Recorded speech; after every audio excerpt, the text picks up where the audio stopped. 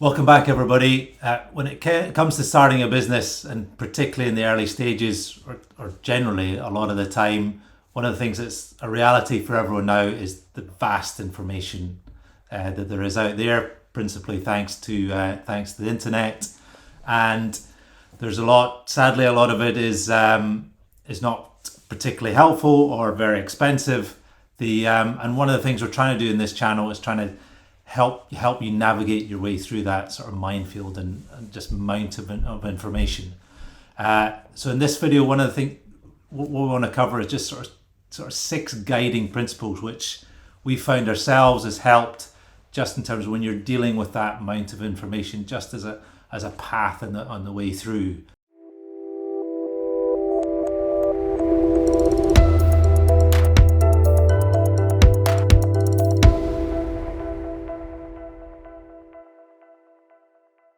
And the first one I think we would talk about a lot is playing to your strengths. You can't do everything yourself in terms of no matter how capable you are, you can't do it all yourself. And so learning where to delegate the things that are not necessarily your specialty or your area of expertise, however you do that, is I think a key skill in terms of just working out what information is relevant to you and how to progress. And that can also come into co-founders. If you're choosing co-founders, you're looking for a mix of skills in terms of like strengths, things that you don't do so well.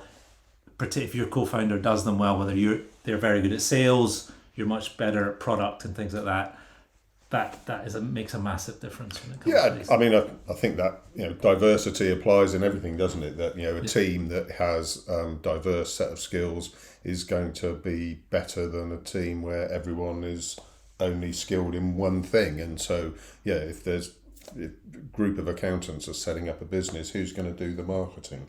Or who's going to do the HR issues, or who's going to do the legal issues? So some things can seem a bit obvious that, well, of course I'm going to delegate the bookkeeping because I don't want to be doing that, and I'm going to find those people. But actually, the same principle applies to everything, and that sometimes people forget. They'll spend hours doing something that they should have delegated, and because they're not as up to speed on it. So they're using up a lot of scarce resource, their time, and B, they probably won't do as good a job. Agreed.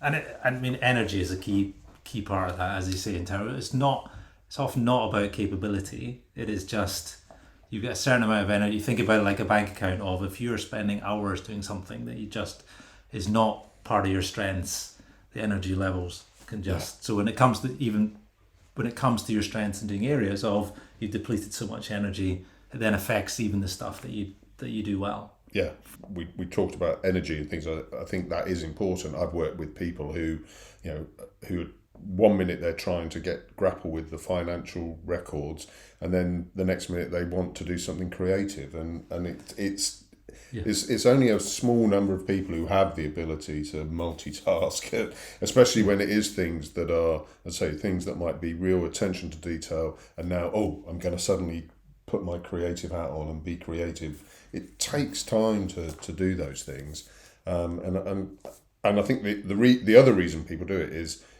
they don't put the value on that energy. I've actually got to pay someone to do something for me.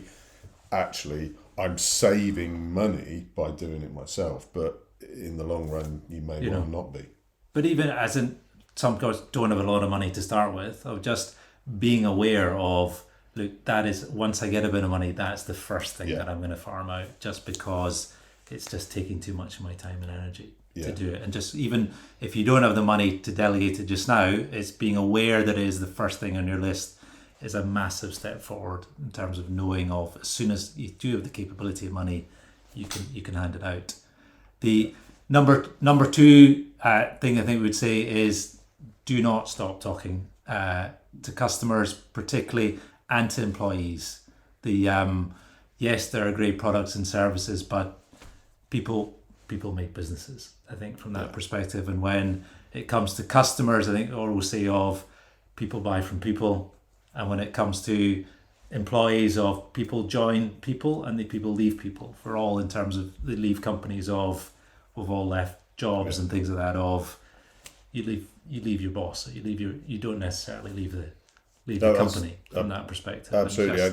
And there's a lot of talk about product market fit and all that sort of thing, and so people do a lot of research and speak to prospective customers as they're trying to get the product right. But that is a never-ending process, or should be. However innovative your idea is, or your product or service is, people will come in and copy it. You need to keep talking to people and constantly adapting the what you're offering so that it remains relevant. And I'll apply to investors as well. In terms of investors, yes, they'll look at the business, they'll look at the spreadsheets, they'll look at the graphs of how revenue is hopefully going to go steepling up in the next year to 5. But the main thing they're buying is you and your co-founder and your employees. That's what they're buying. Yeah, well, every business plan you have will have a hockey stick growth plan, won't it, with its sales? But there is an industry out there that does that for you as well. Where they'll come in and audit the supply chain or the customer relationships, and investor groups will pay professional people to come in and have those conversations, and to some extent, all of that exists, whether it's Trustpilot, Google reviews. There are ways that other people can be assessing what your customers think of you, your business and your service, and it is important, and I think by being proactive and asking customers, you want that feedback, you want that information, because that's what's going to make the business. And it might not come it doesn't come naturally to many of us, I don't think, and because sometimes it's uncomfortable. Customers can be quite happy to tell you your product or your service is crap. We've all given 1-star reviews, as Neil sort of talked about. We've all done it quite happily. When you're on the receiving end of it, people are very happy and willing to do it. So if it's not something natural, creating a habit out of it takes that sting out of it, and just make sure you're consistently doing it. Employees is the same. You've got to keep asking them in terms of hiring your first one, particularly is a massive step for a business. But don't stop talking in terms of 6 months down the line or less than that is the job what they expected from that point of view of, again, the feedback might be hard to hear, but you've got to listen. I think any business of any size, the larger they are, they'll have a HR department and there'll be all these structures in place. But the basics of having a one-to-one with your employees on a regular basis, whether that's monthly, quarterly, or whatever, but is a important thing for getting some feedback directly from people who know and understand the business, but also retaining the employees, making sure you're aware of things they're not happy about. You may or may not be able to change that, but it's having that conscious decision and information. And we all know good employees, and you've been employees and employers. I mean, you get it back in spades and things. There's no question about it from that perspective. Principle number 3, we would talk about setting goals continuously. Short, medium, long term, you've got to be having a goal and aim, knowing where you're going from that perspective. And it's just, again, it is just a guide that I think is something that will serve you well, no matter what business you're in, no matter what sector, whatever the size, you've got to know where you're going. Yeah, absolutely. And I think, I always like that sort of plan of, right, where do we want to be in 3 years' time? Where do we want to be in a year? And setting those goals. And, there's all sorts of models out there, whether it's OKRs or EOS systems and stuff, but they're very similar approach is, what do I need to do today to get to where I want to be by the end of the week, to get to where I want to be by the end of the month, to get where I want to be by the end of the quarter, and what is success to you and in your business, and that can be very different to other people, whether it's around revenue targets, number of customers, number of likes, number of website hits, or whatever. Actually setting a goal And then I think as we come on to, number 4 is then measuring against it. Measure, because again, then that is what when I started out, I wanted to achieve X. Am I doing that? And then if not, was I naive to think I could achieve X, or what can I change to get us closer to X? And if you're in the habit, again, we're talking about habits of if circumstances change, and nothing's been a bigger circumstance change than COVID over the last few years, of those goals that you'll have written in 2018, just when things like that, half of them just go out the window. But then again, if you're in that habit of setting them, to be able to adapt when massive things I think we'd all agree, if someone had come in 2018 and said, I've got to be able to plan and adapt for a global pandemic, we'd have gone, well, hang on, stay, you don't have to take it that far. But if you're in that habit of setting goals, then when something does happen, you're used to setting them to then shift if a major shift is required. When COVID came in, I mean, I can remember I was working with a number of businesses at the time, and the ones that weathered it the best were the ones that, right, this is what's happening, what are we going to do, how are we going to, what is our aim for the next 3 weeks, 3 months, bearing in mind there was so much uncertainty as well. Who knew how that it was going to still be around? 12 months later we would have been in another lockdown. In March 21 in the UK we were still in a lockdown at that point. And if you're internationally, you're dealing with supply chain. So the goals changed all the time. It doesn't need to be, when I say set a goal, we don't mean in 3 years' time I want to be turning over X, Y, and Z.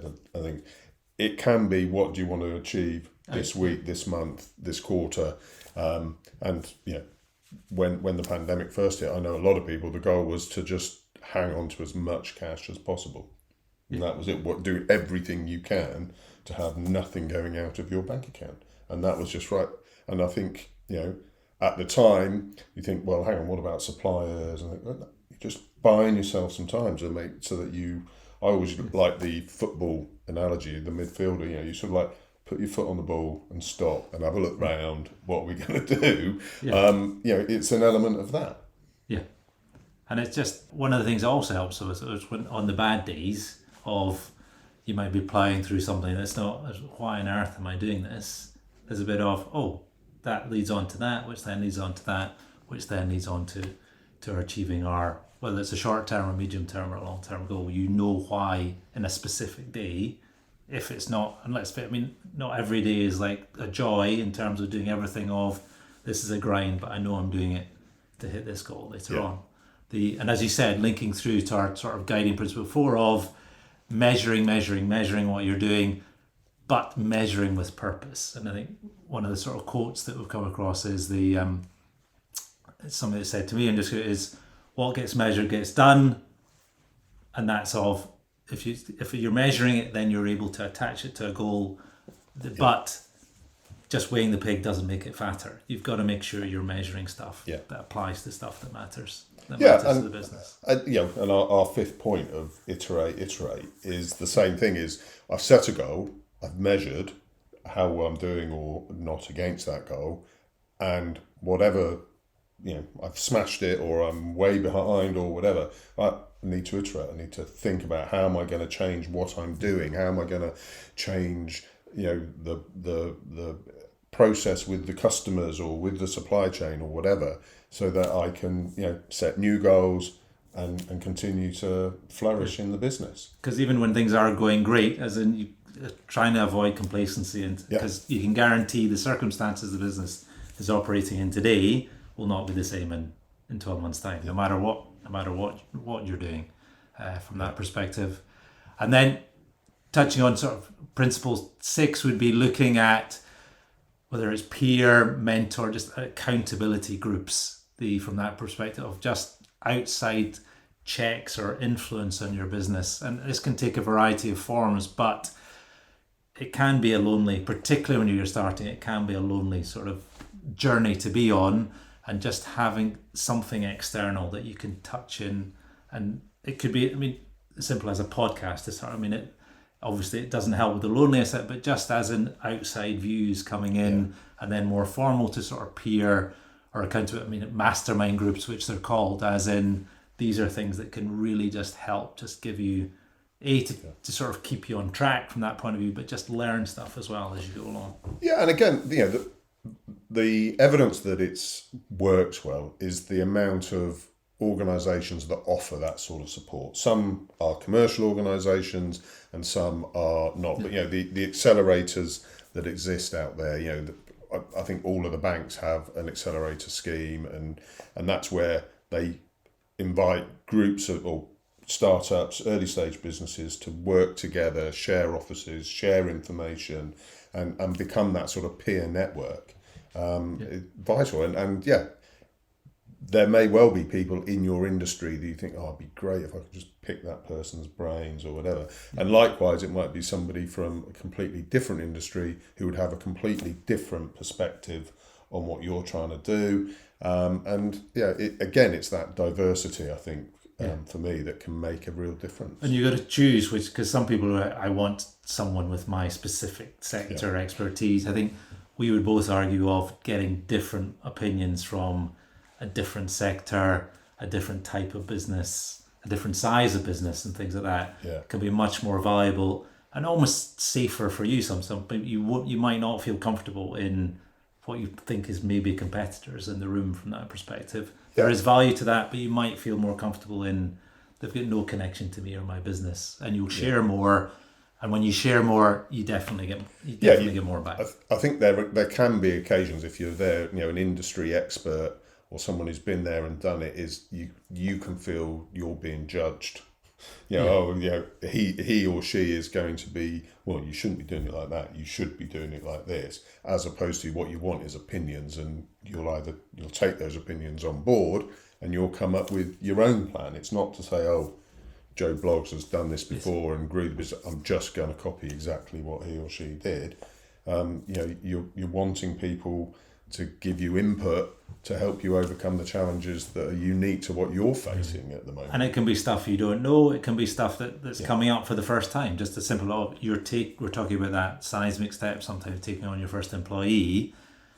You can be in a peer network where someone's done it before and just can say, look, here's how we approached it. Looking back, we might have done this differently, but you just have that instant feedback in the room of stuff that will... And feedback, I think as well, picking people that you respect, so that when they give you their opinion or whatever, because you could just Google, how do I take on an employee, and there'll be things out there, and we've spoken about that before around just taking what someone else has already done and just copying it verbatim or whatever can be a shortcut, but it also you don't know how well that worked out necessarily for them. You don't know whether it is an identical set of circumstances, that whatever they did can just be mirrored in your organisation. But if you had an actual, a peer group, and there's somebody, you're able to adapt because you know them, you know the background, they know you, they're trying to help you. I think it can be so valuable. Yeah, and obviously with one of the advantages to COVID has been the number of virtual ones that that have come up. I think from personal, I think face-to-face ones always work the best in terms. I think you'll get 90% probably out of a virtual one, but sometimes it's those conversations over a coffee after a conversation where someone has had time to reflect on what you're saying and gives you a bit of when you're having a coffee. That can be nuggets of gold that you just didn't. I think think about. Is it serendipity, isn't it? It's that those are the bits that the virtual world has can't replicate. That's the bit they struggle, whether it's conferences and expos and all that sort of stuff. It's that little conversation that just happened that is very, it's almost impossible to replicate in a virtual world. And I think that's, so spending time with people is vital. Yeah. I know those sort of principles are more generic in terms of rather than specific, but as I say, given the minefield and just the vastness of information that's out there, it's always, we feel in terms of good to have some things that just guide you along the way to help get to the best things that are right for you. What might be right for you will be different for someone else, but they're just good things to have in your back of the mind to help guide you along the way. Once again, we hope that's been useful. Please let us know in the comments. Give us a like if you can. It will be a big help. And thanks again for watching.